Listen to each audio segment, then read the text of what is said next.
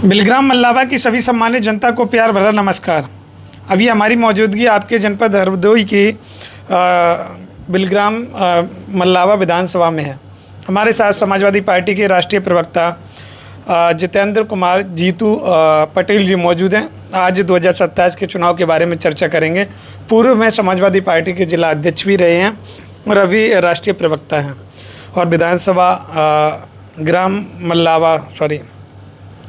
बिलग्राम मल्लावा से तैयारी कर रहे हैं। सर, सबसे पहले बहुत बहुत स्वागत है आपका। बहुत बहुत आपका धन्यवाद और दर्शकों का भी बहुत बहुत धन्यवाद। सर, कैसे हैं आप? बहुत अच्छे हैं, बिल्कुल। 27 का चुनाव करीब है। क्या लग रहा है, आपकी तैयारियां भी हैं विधानसभा में, क्या प्रकार का समीकरण रहेगा, कैसी तैयारियां चल रही हैं? देखिए, मैं बिलग्राम मल्लावा में करीब 4 साल से लगातार मेहनत कर रहा हूँ, जनता के सुख दुख में खड़ा हो रहा हूँ और लगातार पार्टी का हर कार्यक्रम बढ़ चढ़ के मैं 159 बिलग्राम मल्लावा में ही करता हूँ। किसी की मृत्यु हो जाए, चाहे वो दुर्घटना से हुई हो चाहे प्राकृतिक हुई हो, मैं हर उस व्यक्ति के घर में जाता हूँ जिसके यहाँ कोई दुखद घटना घट जाती है और जानता हूँ चाहे ना जानता हूँ, दोनों परिस्थिति में यदि किसी के परिवार में कोई दुखद घटना 159 बिलग्राम मल्लावा क्षेत्र में हुई है जनता के साथ, तो मैं दुख व्यक्त करने, उस परिवार को ढांढस बंधाने, उसके दुख में शामिल होने ज़रूर जाता हूँ। और समाजवादी पार्टी की तरफ से मैंने पीडीए पंचायतें की हैं। पूरी विधानसभा में छोटी बड़ी मीटिंगें मिला के करीब 200 पीडीए पंचायतें मैंने बिलग्राम मल्लावा में की हैं और सीधा मैंने जनता से संपर्क साधा है और सीधा जुड़ाव मेरा 159 बिलग्राम मल्लावा की जनता से इस पीडीए पंचायत के माध्यम से हुआ है। जो एसआईआर का फार्म था वो मैंने छपवा मंगवाया था।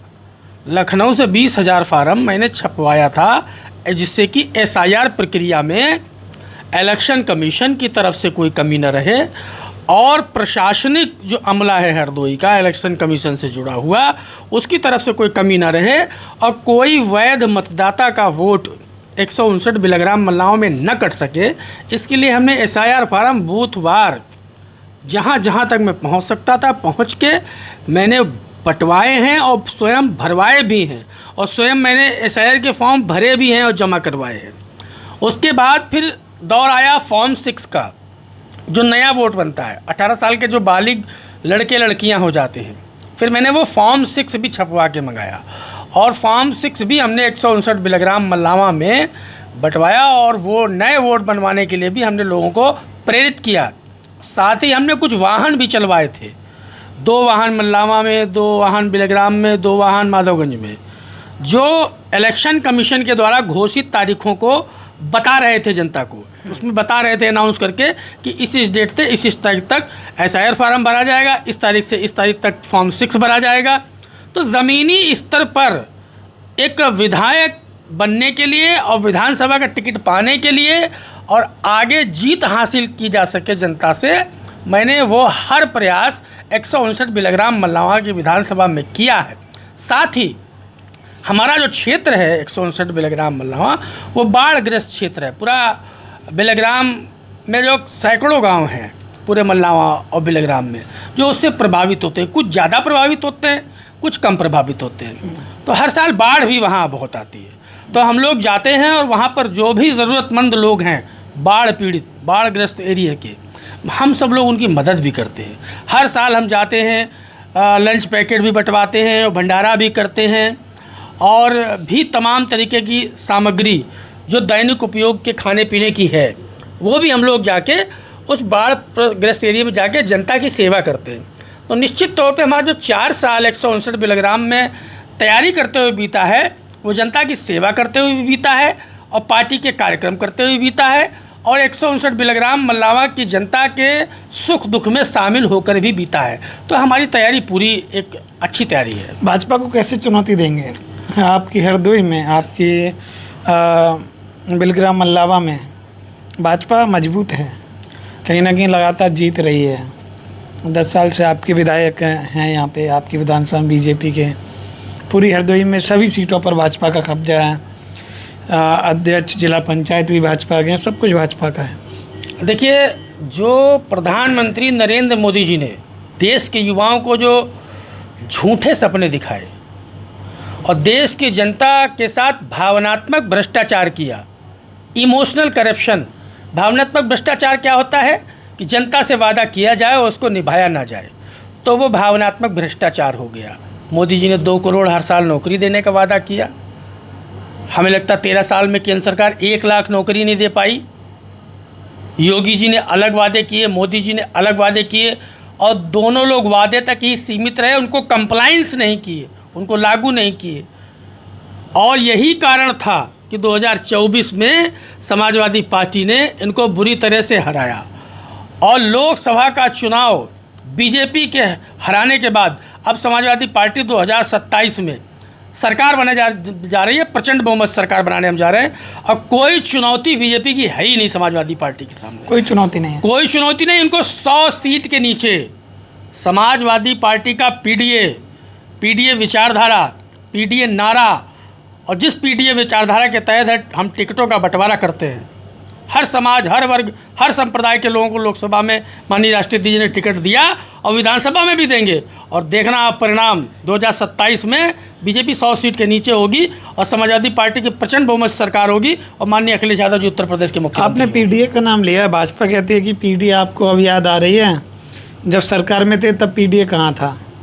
देखिए, बीजेपी को हमारे खिलाफ दुष्प्रचार ही करना है। बीजेपी हमारी तारीफ़ नहीं कर सकती और हमें बीजेपी की तरफ से उम्मीद भी नहीं है तारीफ़ करने की। पीडीए पहले भी था, बस हमने उसको एक नया नारा दिया। समाजवादी पार्टी की सरकार थी, 18 लाख लैपटॉप माननीय अखिलेश यादव जी ने बांटे। कोई एक जाति का युवा लड़की नहीं कह सकता कि उसको लैपटॉप ना मिला हो। 5,43,000 नौकरी हमने सरकारी दी। कोई एक युवक युवती नहीं कह सकता है कि उसको नौकरी नहीं मिली उसकी जाति को। हमने जो भी काम किया, चाहे आपका 100 नंबर पुलिस हो, 1090 महिला सुरक्षा हेल्पलाइन हो, 108 102 एम्बुलेंस हो, चाहे वो आपका हर ज़िले में ट्रॉमा सेंटर हो, हर ज़िले में कृषि बाज़ार हो, हर ज़िले में आपका किसान बाज़ार हो, कृषि महाविद्यालय हो, चाहे हर ज़िले में GGIC इंटर कॉलेज हो, हर ज़िले में चाहे ट्रॉमा सेंटर हो, हर ज़िले में आपका 100 सैया का महिला अस्पताल 100 बेड का, हर ज़िले में हमने ये सब काम करवाए हैं। और ये केवल ज़िले स्तर पे ही नहीं, हमने देश स्तर और विश्व स्तरीय काम भी करवाए। हमने मेट्रो चलाई, 1 ज़िले में चला दी, 4 ज़िलों का DPR बना के बजट दे दिया। चाहे आपका लखनऊ का मुख्यमंत्री भवन हो जिसमें मुख्यमंत्री जी बैठे, सपा सरकार का बना है। मेदांता अस्पताल सपा सरकार की देन है। IT city hub HCL Samajwadi party सरकार ने बनवाया। एशिया का सबसे बड़ा पार्क जनेश्वर मिश्र समाजवादी पार्टी की सरकार ने बनवाया। JPNIC की बिल्डिंग हो, चाहे आपका राष्ट्रीय बस अड्डा हो, चाहे लखनऊ के अंदर आप जितना भी डेवलपमेंट देख रहे हैं वो सब सपा की सरकार में बना हुआ है। आप एक इकाना स्टेडियम देख लीजिए भगवान विष्णु के नाम पर, लखनऊ में माननीय अखिलेश यादव जी ने बनवाया। बता दें बीजेपी की सरकार उत्तर प्रदेश में उन्होंने कोई एक दूसरा स्टेडियम बनवाया हो? कानपुर स्टेडियम तो हम लोग पैदा भी नहीं हो तो उससे पहले का बना हुआ है, तब तक बीजेपी शायद पैदा भी ना हुई हो। तो एक भी काम बीजेपी का दिखने वाला नहीं है। 2 तरह का विकास होता है। एक विकास दिखता है, अखिलेश जी ने मेट्रो चलाई, चल रही है, लोग सुविधा का लाभ ले रहे हैं। मोदी जी की बुलेट ट्रेन का पहिया आया नहीं है, वंदे भारत को ही वो बुलेट ट्रेन बता रहे हैं। अरे जब बुलेट ट्रेन की पटरियाँ नहीं बिछा पाए आप, तुम्हें पता नहीं है कि बुलेट ट्रेन कैसी पटरियों पर चल सकती है, बुलेट ट्रेन की स्पीड क्या होती है। योगी जी विदेश में जाके 500 किलोमीटर की स्पीड की बुलेट ट्रेन पे देख रहे हैं, उसकी स्पीड चेक कर रहे हैं, लेकिन उन्हें पता नहीं है कि वहाँ की पटरियाँ, वहाँ की सुविधाएं क्या हैं। आज हमारा देश पीछे क्यों है? ये भारतीय जनता पार्टी की सरकार की वजह से।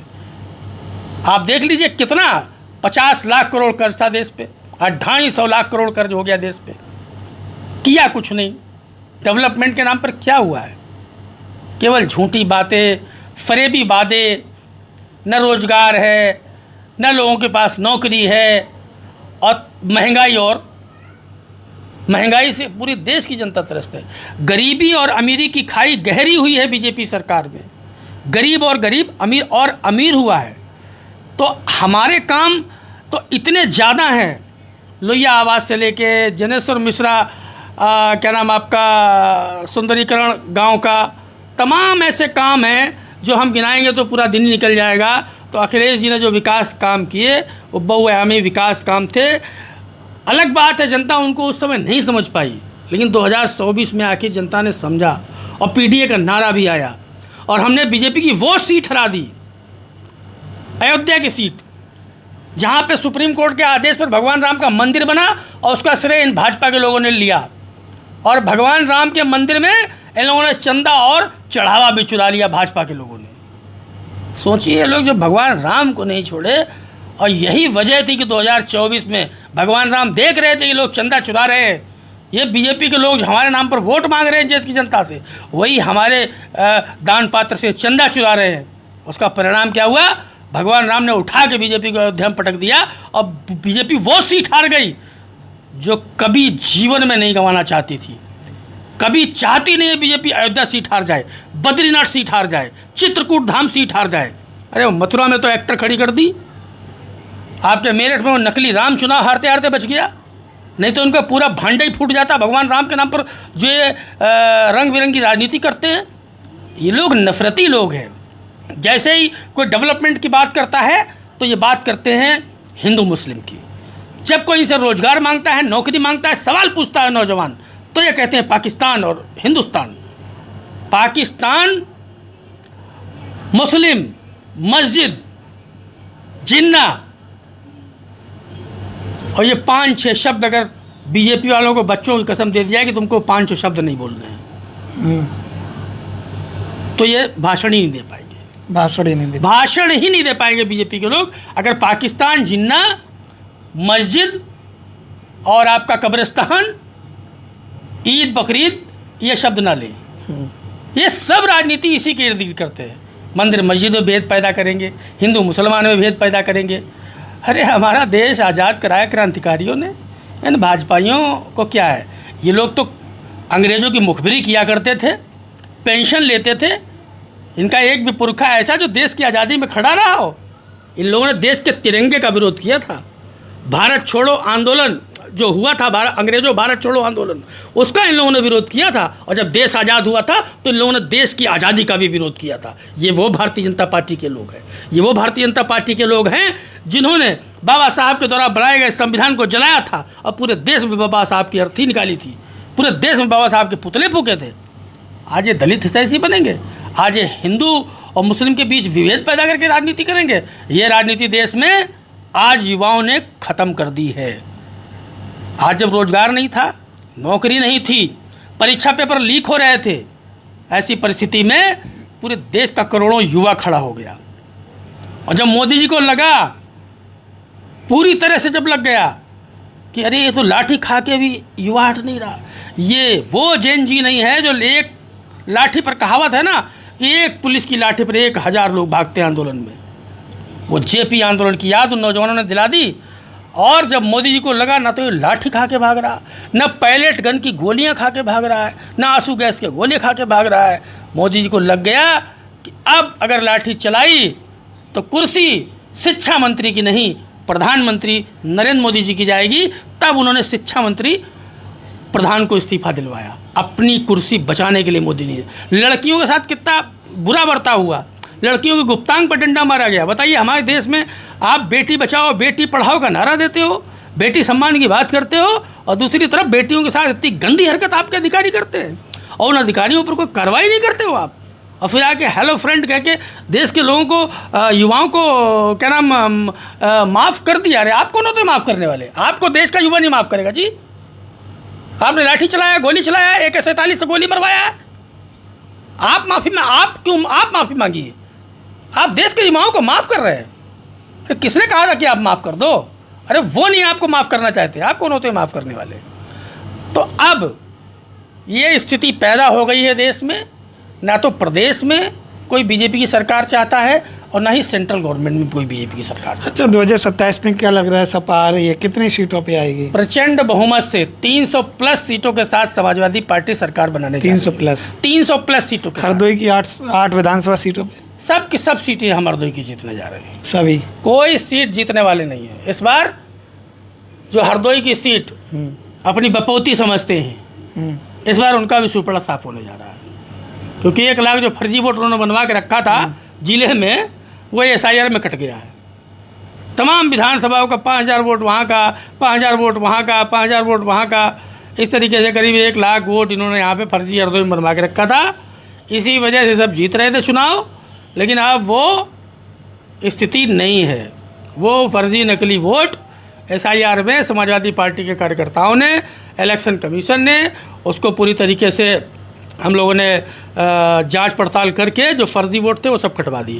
अच्छा, बिलग्राम मल्लावा की जनता में आप जा रहे हैं, डोर टू डोर जा रहे हैं, क्या मुद्दे लेकर जा रहे हैं बिलग्राम मल्लावा की जनता?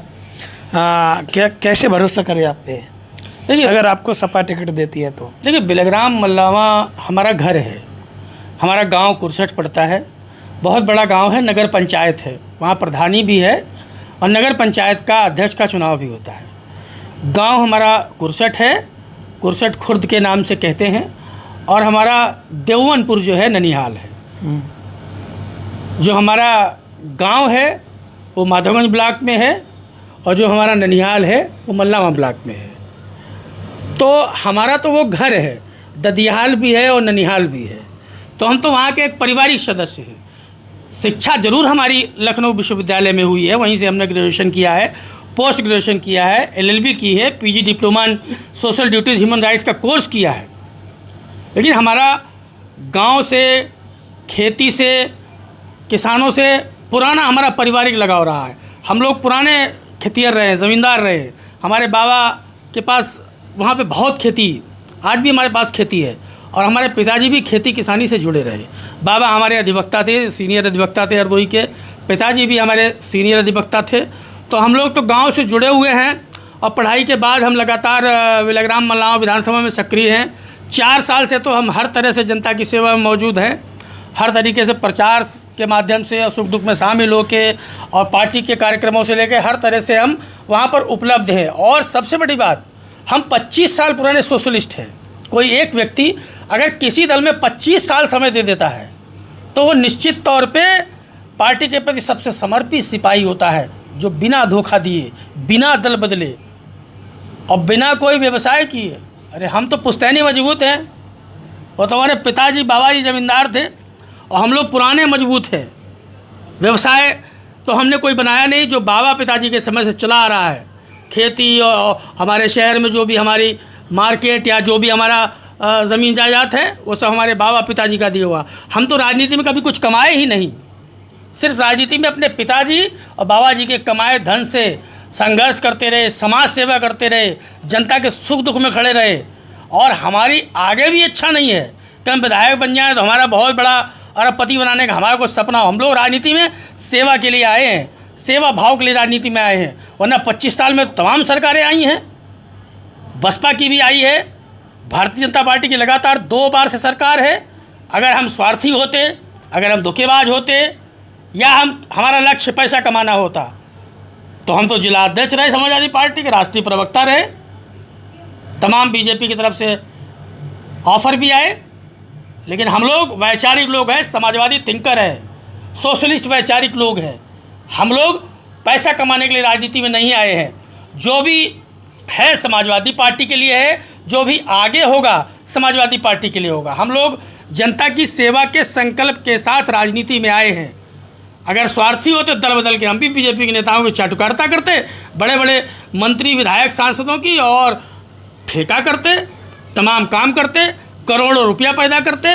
लेकिन हमारी सोच अपने को अर्थ से मजबूत करना नहीं है। हमारा सोच ये है जनप्रतिनिधि बनकर जनता की सेवा की जाए। जैसे कि हमारा क्षेत्र कटरी बिलग्राम मल्लावा का बाढ़ प्रभावित एरिया है, हम वहाँ पर सरकार से अतिरिक्त पैसा लेके आएंगे और वहाँ पर ऐसी व्यवस्थाएं बनाएंगे कि बाढ़ जब आवे तो हमारे जो सैकड़ों गांव में नुकसान होता है वो ना हो पावे। उनको कहाँ किस तरीके से बसाया जाए, किस तरीके से उनको आवास दिए जाएं, किस तरीके से उनके रोजगार के साधन पैदा किए जाएं, रोजगार के अवसर बनाए जाएं। और मेडिकल कॉलेज की तो हम कमिटमेंट करते हैं बिलग्राम मल्लावा 159 में, चाहे माननीय मुख्यमंत्री अखिलेश यादव जी का हाथ पैर जोड़ के मुझे मेडिकल कॉलेज सेंशन कराना पड़े तो मैं ज़रूर कराऊंगा। हरदोई मुझे मेडिकल कॉलेज बताते हैं, मेडिकल कॉलेज थोड़ी है। 16 मेडिकल कॉलेज हमने अपनी सरकार में बनाए थे। ये इन्हीं के 10 मेडिकल कॉलेज के और हमारा एक मेडिकल कॉलेज है जिसको मेडिकल कॉलेज कहते हैं। मेडिकल कॉलेज की बिल्डिंग और उसका एरिया क्या होता है बीजेपी के लोगों को शायद ये भी नहीं पता है, क्योंकि बीजेपी के लोग तो सिर्फ अपना 5 स्टार कार्यालय बनवाते आए हैं। 800 कार्यालय इनने पूरे देश में बीजेपी ने बनवाया है। कहाँ से वो पैसा आया? आज 15,000 करोड़ रुपया नंबर 1 में बताती है बीजेपी उसके पास है, तो नंबर 1 में 15,000 करोड़ है। वैसे तो अडानी और मोदी जी पार्टनर हैं, बिना लिखा पढ़ी वाले। आप साबित नहीं कर पाओगे। अमित शाह और अडानी के मोदी जी पार्टनर हैं, बिना लिखा पढ़ी वाले। आप कह सकते हो लेकिन उसको साबित नहीं कर पाओगे, क्योंकि इन लोगों का तो बहुत पुराना नाता है। बताओ, एक 5,000 करोड़ का व्यापारी एक बार देश का सबसे बड़ा अमीर बन गया सिर्फ मोदी ही सरकार में। कांग्रेस सरकार में क्यों नहीं बन गया? वो इतना अच्छा उसके अंदर टैलेंट था व्यापार करने का। अगर टैलेंट अच्छा था तो तब 5,000 करोड़ का व्यापारी था, आज लाखों करोड़ का व्यापारी हो गया। तो बीजेपी अपने पूंजीपतियों मित्रों को फ़ायदा पहुंचाती रही है। नए देश के किसानों के हैं, नए देश के नौजवानों के हैं। सोचिए आप, सतपाल मलिक कहते कहते प्रधानमंत्री जी से कि साहब किसान हैं, इनकी मांगें पूरी कर दीजिए। काला कृषि कानून ये लेके आए थे, ये उठ के चले जाएंगे। मोदी जी ने सतपाल मलिक से कहा, अरे सतपाल क्या तुम भी बात करते हो, चले जाएंगे सब। सतपाल मलिक जी ने कहा, मोदी जी ये वो जट किसान है उत्तर प्रदेश हरियाणा पंजाब के, ये नहीं जाएंगे, जब आप चले जाओगे तब ये जाएंगे। तब केंद्र सरकार ने पूंछ दबा के डर कर कृषि कानून वापस लिए। और आज दोबारा एक बार किसानों ने मोदी सरकार को झुकाया, एक बार नौजवानों ने मोदी सरकार को झुकाया है। तो तानाशाही तो इस देश में चलने नहीं दी जाएगी। ये देश बांग्लादेश नहीं है, पाकिस्तान नहीं है। हमारे देश में डेमोक्रेसी है, लोकतंत्र है। हाँ, बीजेपी सरकार लगातार लोकतंत्र और की हत्या करने का प्रयास कर रही है, लेकिन विपक्ष लड़ रहा है, देश की जनता उनके खिलाफ लड़ रही है। आज सरकार में भी हैं अगर, तो आज नीतीश कुमार और चंद्रबाबू नायडू की बदौलत हैं। आप कह रहे हैं समाजवादी पार्टी कैसे जीतेगी 2027 में? अरे हमने 2024 में इनको हरा के दिखाया है। समाजवादी पार्टी के राष्ट्रीय अध्यक्ष माननीय श्री अखिलेश यादव जी देश के ऐसे इकलौते नेता हैं जो वर्तमान में बीजेपी को हराने की ताकत रखते हैं, और उन्होंने 2024 में साबित करके दिखलाया। और न केवल बीजेपी को हराया, बीजेपी की प्रचंड बहुमत में सरकार आने से रोक दिया, और एक भीख का कटोरा मोदी जी के हाथ में पकड़ा दिया। जिन सोशलिस्टों को वो गाली देते थे प्रधानमंत्री जी, जिन सोशलिस्टों पर भ्रष्टाचार के झूठे मुकदमे लिख के जेल भेजते थे, आज उन्हीं के सामने भीख का कटोरा लेके खड़े थे, उन्हीं नीतीश कुमार जी के सामने, उन्हीं चंद्रबाबू नायडू जी के सामने कि साहब हमारी सरकार बनवा दो, आप लोग समर्थन दे दोगे, हमारी देश में सरकार बन जाएगी। वही मोदी सरकार आज 2 सोशलिस्ट बैसाखियों के सहारे लंगड़ी सरकार देश में खड़ी है। नीतीश कुमार जी को हम लोग प्रधानमंत्री बनाना चाहते थे। अगर जरा सी वो समझदारी दिखाते तो देश के प्रधानमंत्री होते। अगर वो मिल के लड़ जाते इंडिया गठबंधन से, तो बिहार में बीजेपी को 1 सांसद नहीं आता, और उत्तर प्रदेश में हमारे 20 सांसद और बढ़ जाते। 300 सीटों के साथ हमारी देश में इंडिया गठबंधन की सरकार बनती। लेकिन हम लोग ये नहीं जानते थे कि नीतीश कुमार जी प्रधानमंत्री बन के नहीं, सांसद बन के रिटायर होना चाहते हैं। अच्छा, एक बात और बता दीजिए, बिलग्राम मल्लावा में अगर आपको सपा टिकट देती है, आप वहाँ से जीतते हैं, तो क्या कार्य करेंगे जिससे वहाँ की जनता खुश हो? देखिए, हमने आपसे कहा कि देखिए समाजवादी पार्टी के माननीय राष्ट्रीय अध्यक्ष जी मुझे टिकट देंगे यदि, तो मैं चुनाव लड़ूंगा। और यदि हमारे नेता का निर्देश होता है और मुझे टिकट नहीं देते हैं, तो जिसको भी वो टिकट देंगे, वो चाहे जिस जाति का हो, चाहे जिस वर्ग का हो, चाहे जिस धर्म का हो, तन मन धन से उसकी मदद करेंगे। क्योंकि हम लोग दल बदलू लोग नहीं है भाई। देखिए कि टिकट कटा तो झोली फैला के रोने लगे जनता के सामने और दूसरी पार्टी से जाके लड़ गए, ये चरित्र नहीं है हम लोगों का। और किसी और से ज़्यादा हमारा हक और अधिकार टिकट पर इसलिए है, 25 साल मैंने अपना खून पसीना पार्टी को दिया है। 25 साल निस्वार्थ माननीय राष्ट्रीय अध्यक्ष और समाजवादी पार्टी के लिए काम किया है, इसलिए सबसे पहला हक टिकट पर मेरा है। और हम आश्वस्त भी हैं। और जिस तरीके से माननीय राष्ट्रीय अध्यक्ष से मेरी वार्ता हुई है और जिस तरीके से उनका आशीर्वाद और आश्वासन मिला है, हमको उम्मीद है कि हाँ, मुझको नेतृत्व मौका देगा और मैं चुनाव लड़ूंगा। लेकिन अगर किसी कारणवश नहीं भी मौका मिलता है, तो भी हम लोग दल बदलू नहीं है, दल बदलना सीखा नहीं है। दल के साथ गद्दारी नहीं कर सकते। पार्टी नेतृत्व का जो निर्देश आदेश होगा उसको पालन करेंगे हम लोग। क्या विकास कार्य रहेंगे? विकास कार्य में देखिए, हमारा क्षेत्र जो है सबसे ज़्यादा इस मामले में पिछड़ा है कि रोड बहुत ख़राब है। 2 बार के बीजेपी विधायक हैं, उन्होंने कोई काम ही नहीं किया, कोई डेवलपमेंट से जुड़ा कोई विकास काम ही नहीं किया। बताइए, 2 बार के विधायक, मुझे तो लगता नहीं कि कोई पावर है विधायक के पास। निधि के अलावा मुझे लगता नहीं उनको कुछ सरकार की तरफ से लेने की क्षमता है। तो हमारा सबसे पहला प्राथमिकता ये है कि बाढ़ग्रस्त एरिया में जो भी अधिकारी होंगे, डीएम साहब से लगा के जो भी, सबके साथ बैठक करके बाढ़ग्रस्त एरिया में हम लोग किस तरह से उनकी मदद करें कि आने वाले समय में उनके पास रोज़गार भी हो, उनके पास पक्का मकान भी हो, और उनकी ऐसी व्यवस्थाएं लाएं जिससे कि हम लोग उनको बाढ़ पीड़ित ना कहें भविष्य में। 5 साल में हमारा टारगेट रहेगा, टिकट मिलता है और बिलग्राम मल्लावा की जनता मुझे आशीर्वाद देकर विधायक बनाती है तो मेरा संकल्प होगा कि बाढ़ पीड़ित कोई वहाँ पर कहलाने लायक व्यक्ति नहीं होना चाहिए। सबकी ऐसी व्यवस्था करेंगे। और रोड जितनी भी हैं गांव की, सारी रोडें अतिरिक्त बजट लाना पड़ेगा तो लेके आएंगे माननीय मुख्यमंत्री माननीय श्री अखिलेश यादव जी से। कोई भी गांव की सड़क गड्ढा वाली नहीं दिखेगी, सब बिल्कुल अच्छी रोडें बनवा के शहर से जोड़ देंगे। रोडें कैसी बन रही बीजेपी की सरकार में? 100 रुपये का काम 10 रुपये में हो रहा है, 100 रुपये का काम 10-20 रुपये में हो रहा है। 40% काम आते ही कमीशन अधिकारियों के पास चला जाता है। अब बचा 60 रुपया, 60 रुपया में 20 रुपया अधिकारी जांच करने आता है, वो ले लेता है। बचा 40 रुपया, अब 20 में काम करना है तो 20% ठेकेदार को बचाना भी है, तो 100 रुपये का काम 10-20 रुपये में हो रहा है। बीजेपी सरकार में रोडें जनता की सुविधाओं के लिए नहीं बनती हैं। बीजेपी सरकार में रोड जो है पैसा कमाने का एक माध्यम है कि बजट लाए, रोड पास करवाई, और उसको इसलिए बनाया जाता है कि इसमें पैसा कमाया जाए और बहुत जल्दी ये ख़राब हो जाए। इस स्तर की रोड बनाई जाती है। तो हमारा बिलग्राम मल्लावा में हम बिल्कुल कोई करप्शन नहीं होने देंगे, कोई किसी को कोई 1 रुपया कमीशन नहीं, ना मैं किसी 1 रुपये का कमीशन लेने दूंगा किसी को। इतनी टॉप क्लास की रोड बना के देंगे तो कम से कम 10 से 15 साल वो रोड चले। चलिए, यही चीज़ें हैं, ये सबसे हमारा महत्वपूर्ण काम है। और देखिए, राजनीति में दल बदल के लोग राजनीति करते हैं, मैं उनके लिए कुछ नहीं कहना चाहूँगा। बस इतना ही कि उनकी अपनी विचारधारा है, हमारी अपनी विचारधारा है। हम लोग पार्टी के समर्पित लोग हैं, पार्टी के समर्पित सिपाही हैं, राजनीति में आए हैं, जनता की सेवा के लिए आए हैं, और हम लोग लगातार क्षेत्र में मेहनत कर रहे हैं। ये नहीं कि जीतू वर्मा घर बैठ के टिकट मांग रहे हैं।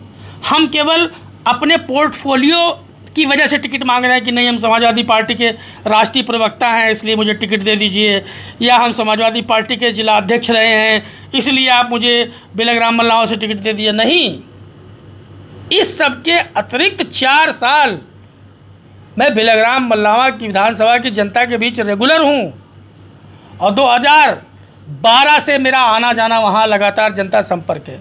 लेकिन ये 4 साल की जो रेगुलरिटी है, कड़ी मेहनत करने के बाद मैं माननीय राष्ट्रीय अध्यक्ष से 159 बिलग्राम मल्लावा से टिकट मांगा हूँ। घर बैठ के मैंने टिकट की आस नहीं की है, और घर बैठ के टिकट मांगना भी नहीं चाहिए किसी को।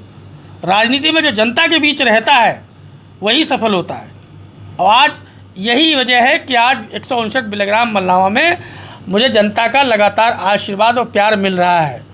चाहे देखिए, अभी क्या कहते हैं, आपका बकरीद आया था, हम लोग हिंदू मुस्लिम सिख ईसाई सबको बराबर मानते हैं, ना हम हिंदू की निंदा करते ना मुस्लिम की करते। हमारा धर्म का पिच है ही नहीं, हमारा डेवलपमेंट का पिच है, हमारी दृढ़ विकास इच्छा शक्ति है। धर्म को धार्मिक लोग देखें, नेताओं का काम धर्म देखना नहीं है, धर्म का देखना है धार्मिक लोगों का। हमारा जो संकल्प होना चाहिए डेवलपमेंट का होना चाहिए, विकास का होना चाहिए, लेकिन हम हर धर्म का सम्मान करें। अभी बकरीद आई, हमने मुस्लिम भाइयों पे फूल फेंके, अब सामान आ गया है, अब हम कांवड़ियों पर फूल फेंकेंगे, उनका सम्मान करेंगे, भंडारा भी कराएंगे क्षेत्र में।